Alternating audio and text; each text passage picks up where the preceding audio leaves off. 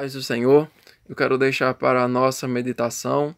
Romanos 12, versículo 12 nos diz o seguinte: regozijai-vos na esperança, sede pacientes na tribulação, na oração perseverantes.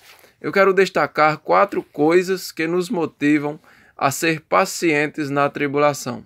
Em primeiro lugar, porque a tribulação é algo que faz parte da vida do cristão. Paulo fala lá em Atos, no capítulo 14, o versículo 22, a última parte, que é através de muitas tribulações que nos importa entrar no reino de Deus. Então a tribulação é algo presente, é algo que faz parte na vida do cristão, e o cristão não pode se espantar por causa da tribulação, porque é algo que faz parte da sua vida. Em segundo lugar, o cristão precisa ser paciente na tribulação, porque a tribulação ela não é algo permanente na vida do cristão. A palavra do Senhor nos mostra, lá em Atos capítulo 8, o versículo 1 e o versículo 3, que se levantou grande perseguição contra a igreja, e que Saulo, ele assolava a igreja, ele entrava nas casas, ele arrastava homens e mulheres para lhes prender. A igreja vivenciou um período de tribulação, mas em Atos 9, o versículo 31, nós podemos ver que a igreja tinha paz, ou seja, a igreja ela enfrentou o período da tribulação, mas chegou o período de paz, em que a tribulação cessou.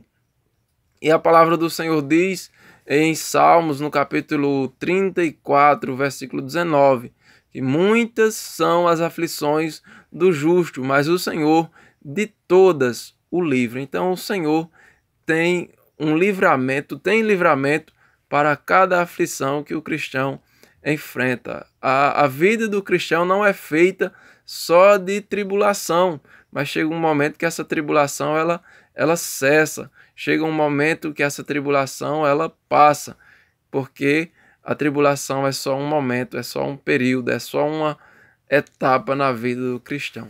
Mas em terceiro lugar, o cristão precisa ser paciente na tribulação para não perder a postura de cristão na tribulação. O cristão, quando está sendo atribulado, ele é tentado a revidar, ele é tentado a devolver o mal que ele recebe, ele é tentado a devolver esse mal com o mal também.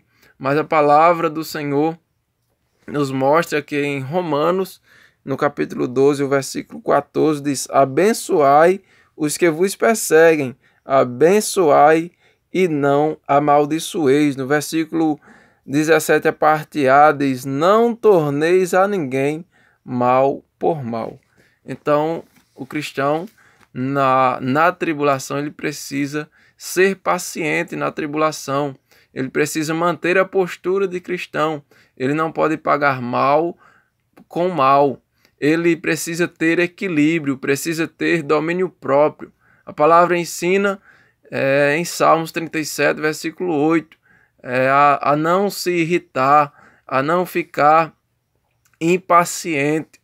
Então o cristão ele precisa manter o equilíbrio, manter o domínio próprio quando ele estiver sendo atribulado. E em quarto lugar, o cristão ele precisa ser paciente na tribulação, porque a tribulação é algo proveitoso. Se vermos aqui em Romanos, no capítulo 5, versículos 3 e 4, em Tiago, capítulo 1, do versículo 2 ao 4, nós vamos ver que a tribulação ela contribui para que nós venhamos ser aperfeiçoados, para que sejamos íntegros, para que sejamos experientes, para que nós possamos não ser deficientes. Então, que sejamos pacientes na tribulação, porque ela não é algo permanente, porque ela é algo que faz parte da vida do cristão, e a tribulação ela vem nos trazer amadurecimento espiritual, e também nós precisamos manter a postura de cristão na tribulação. Por isso que nós devemos ser pacientes na tribulação.